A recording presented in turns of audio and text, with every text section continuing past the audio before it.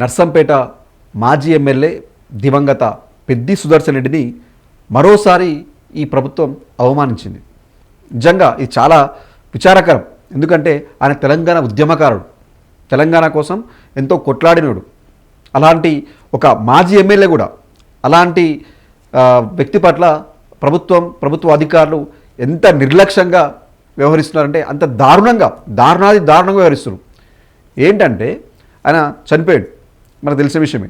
ఆయన చనిపోతే ఆయన గుర్తుగా ఒక చోట ఆయన విగ్రహాన్ని ఏర్పాటు చేసుకునేందుకు అక్కడ ప్రజలు ఒక విగ్రహం ఏర్పాటు చేసుకునేందుకు అక్కడ ప్రజలు ఒక దిమ్మ ఏర్పాటు చేస్తే రాత్రికి రాత్రి ఒక నీచంగా కూల్చేసారు. నిజంగా కూల్చేసారు. ఎంత బాధాకరం అది.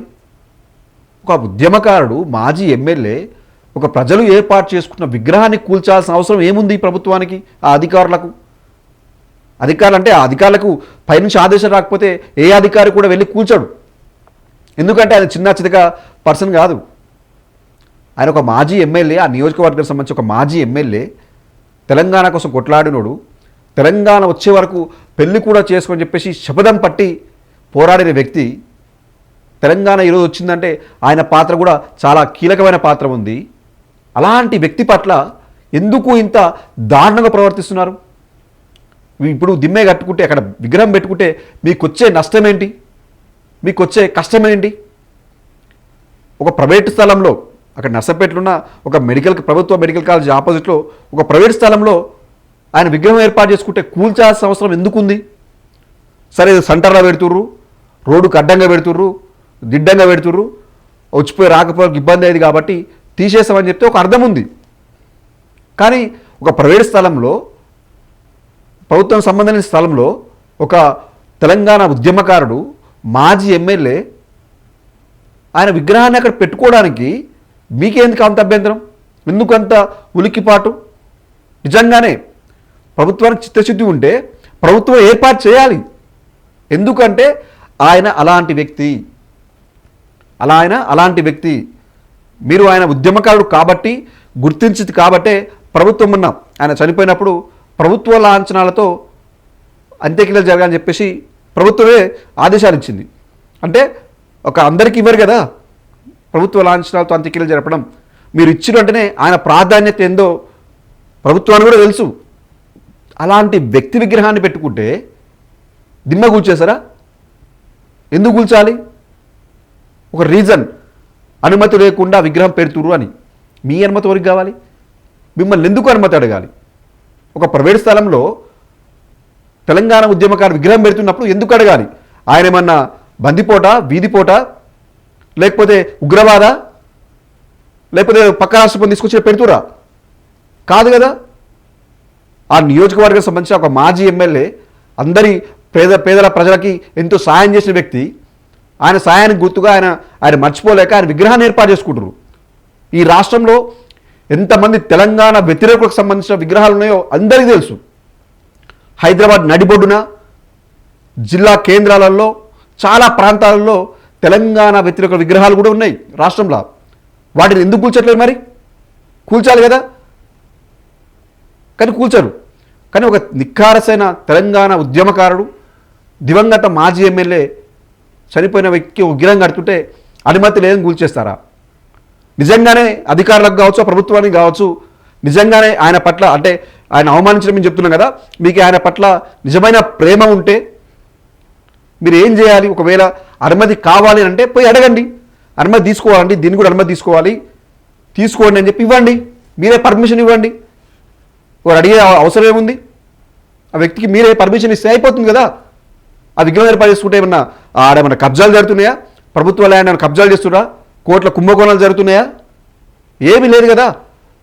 ఒక ప్రైవేట్ స్థలంలో ఆయన విగ్రహాన్ని ఏర్పాటు చేసుకుంటున్నప్పుడు కూల్చాల్సిన అవసరం ఏముంది? ఇది అవమానించడం కాదా? మీరు ప్రభుత్వ లాంఛనాలతో చేశారని చెప్పేసి చాలామంది, కొంతమంది ఇటీవల కాలంలో గొప్పగా చెప్పుకోరు, ప్రభుత్వంలో పెద్దలే, మేము చేసినాం, గుర్తించినాం అని చెప్పేసి. ఏది మీ గుర్తింపుకు? ఇదేనా మీకు గుర్తింపు? ప్రభుత్వ లాంఛనాలు చేస్తే పరువు పోద్ది కాబట్టే చేసిన చెప్పుకోవాలి. ఆయన ఈరోజు ప్రభుత్వంలో ఉన్న చాలామంది పెద్దలు తెలంగాణ వ్యతిరేకంగా పనిచేసిన వాళ్ళు ఎవరు? కీలకమైన నేతలంతా తెలంగాణకు వ్యతిరేకంగా ఉన్నారు. కొంతమంది గన్లు పట్టుకున్నారు, కొంతమంది కర్రలు పట్టుకున్నారు. తెలంగాణ ఉద్యమకారులపై లాఠీలు కొడుతున్నారు, కర్రలు పట్టుకుని వచ్చారు, కొంతమంది గన్నులు పట్టుకుని వచ్చారు. అలాంటి వాళ్ళు ప్రభుత్వంలో ఉన్నారు.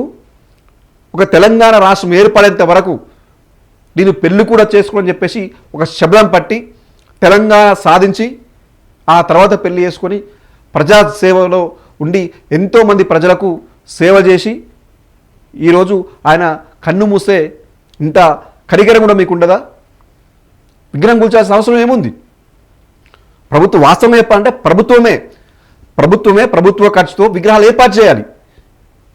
ఆయన విగ్రహాన్ని అక్కడ నియోజకవర్గంలో ఏర్పాటు చేయాలి. ప్రతి మండలంలో ఒక ఆడ పెట్టాలి, ముఖ్యమైన సెంటర్లో పెట్టాలి. ఎందుకంటే ఆయన ప్రాముఖ్యత తెలియాలి ప్రజలకు కూడా. అరే ఎవరు రానున్న భవిష్యత్ తరాలకు కూడా ఈయన ఈ ప్రాంత బిడ్డ, తెలంగాణ కోసం కొట్లాడిన వ్యక్తి, ఆయన చరిత్ర ఏందని తెలియాలి. అలా పెట్టాల్సిన బాధ్యత ప్రభుత్వం పైన ఉంటుంది.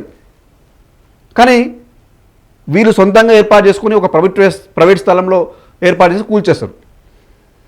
ఏది మరి మీ ప్రేమ అనురాగాలు? మీ చెప్పిగా మాకు ఆయన అంటే చాలా ఇష్టం, ఆయన పైన గౌరవం ఉంది, అందుకే మేము ప్రభుత్వ లాంఛనాలతో ఆయన అంత్యక్రియలు జరిపించినాం, ఆయనకు హార్ట్ అటాక్ వస్తే అక్కడి నుంచి ఇక్కడ వరకు గ్రీన్ ఛానల్ ఏర్పాటు చేసినాం అని చెప్పేసి డప్పులు కొట్టుకోరు. మీ డప్పులు ఇదేనా? ఒక చనిపోయిన వ్యక్తికి మీరు ఇచ్చే గౌరవం ఇదేనా? అక్కడ ఈరోజు కూడా కొంతమంది బీఆర్ఎస్ నాయకులు ఆ కూల్చడం తప్పు అని చెప్పేసి ధర్నా చేసి అరెస్ట్ చేసేస్తారు. ఎందుకు? అసలు ఎందుకు భయపడుతున్నారు ఆయన విగ్రహం ఏర్పాటు చేస్తే? ఇటీవల కాలంలో అంటే ఎగ్జాంపుల్ చెప్తా. ఇటీవల కాలంలో అమీర్పేట్ నడి రోడ్డులో సీనియర్ ఎన్టీఆర్ విగ్రహం పెట్టారు. ఎందుకు పెట్టారంటే ఎలక్షన్స్ కోసం. అప్పుడెప్పుడో ఎలక్షన్ జూబ్లీహిల్స్ ఉప ఎన్నికల టైంలో అక్కడ ఎందుకంటే చాలామంది ఆంధ్ర ప్రాంత ఓటర్లు ఉంటారు, ఆ ఓటర్లు ఆకర్షించుకునే ప్రయత్నంలో భాగంగా ఎన్టీఆర్ విగ్రహం పెడతామని చెప్పేసి ఆడ చౌరస్తాలు పెట్టారు. దానివల్ల కొంత పబ్లిక్ ఇబ్బంది అయినా పెట్టారు. ఎందుకంటే ప్రభుత్వం చెప్పుకుంది ఓట్లు పడ్డాయి, గెలిచిరు, మళ్ళీ రేపు రానున్న జిహెచ్ఎంసీ ఎలక్షన్లో కూడా ఓటు రాబట్టాలంటే అలాంటి విగ్రహాలు పెట్టాలని చెప్పేసి పెట్టుకురు. అది పొలిటికల్ అయిపోయింది.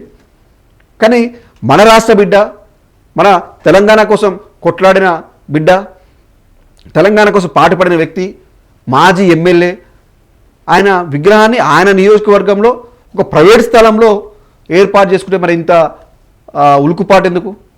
ఇది నిజంగా అవమానించడమే. అంతకేలప్పుడేమో గన్లు వేలవు, అదొక రకమైన ఇన్సల్ట్. ఇప్పుడు స్వయంగా వాళ్ళకి సంబంధించి పార్టీకి సంబంధించిన అభిమానులు కావచ్చు, ప్రజలు కావచ్చు, కొంతమంది అక్కడ విగ్రహం ఏర్పాటు చేస్తూ కూల్చేస్తారు. ఇది ముమ్మాటికి తప్పు. ప్రభుత్వం కూడా ఆలోచన చేయాలి. నిజంగా ప్రభుత్వానికి చిత్తశుద్ధి ఉంటే, ఆయన పట్ల గౌరవం ఉంటే ప్రభుత్వ నిధులతోనే మంచి సెంటర్ చూసి ఆయన విగ్రహాన్ని మండలాన్ని కూడా పెట్టినా తప్పు లేదు. ఎందుకంటే ఆయన ఉద్యమకారుడు. ఈరోజు ప్రభుత్వంలో చాలామంది పెద్దలు తెలంగాణకు సంబంధం లేని వ్యక్తులే. ముమ్మాటికి పదవుల కోసం పాకులాడిన వాళ్ళు ఎవరు? చెప్పుకున్నాం కదా, లాఠీలు పట్టుకున్న కొంతమంది అయితే గన్లు పట్టుకున్న కొంతమంది, తెలంగాణ వ్యతిరేకించిన వాళ్ళు చాలామంది ఈరోజు అధికారంలో ఎవరు? అలాంటి వాళ్ళు అప్పుడు చేసిన పాపాలు కావచ్చు, తప్పులు కావచ్చు సరిదిద్దుకోవాలంటే ఇలాంటి ఉద్యమకారుని గౌరవించుకోవాలి. కాబట్టి ఇప్పటికైనా ప్రభుత్వం ఆలోచన చేసి ఏదైతే దిమ్మలు కూల్చురో ఆ అధికారులకు కావచ్చు, వాళ్ళకి ఆదేశించిన పై అధికారులు కావచ్చు, వాళ్ళపై చర్యలు తీసుకొని ప్రభుత్వ నిధులతోనే అక్కడ విగ్రహం ఏర్పాటు చేస్తే అది ప్రభుత్వానికి కూడా ఒక మంచి పేరు వస్తుంది. ఎందుకంటే ప్రతిపక్ష పార్టీకి సంబంధించిన ఒక మాజీ ఎమ్మెల్యే చనిపోయినా ఆయన ఒక ఉద్యమకారుడుగా ఈ ప్రభుత్వం గుర్తించింది. ఆ గుర్తింపిచ్చి ఆయన విగ్రహం ఏర్పాటు చేసిందని చెప్పేసి ప్రజలు కూడా మాట్లాడుకుంటారు. అంతేగాని ఇలా కూల్చేసే అంత చీ అనే వాళ్ళు తప్ప శభాషణ వాళ్ళు ఎవ్వరూ ఉండరు. చెప్తారు కదా, ఆంధ్ర నాయకుల విగ్రహాలు ఇక్కడ పెడుతున్నప్పుడు తెలంగాణ బిడ్డ విగ్రహం ఎందుకు పెట్టొద్దన్న ప్రశ్న వస్తుంది. అది ప్రభుత్వానికే అది మాయని మచ్చ.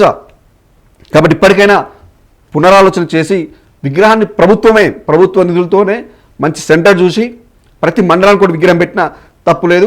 రాష్ట్రంలో కూడా అంటే హైదరాబాద్ రాజధాని కూడా ఆయన విగ్రహం పెట్టినా తప్పు లేదు. ఆ పెట్టే ప్రయత్నాలు చేయాల్సిన అవసరం ఎంతైనా ఉంది.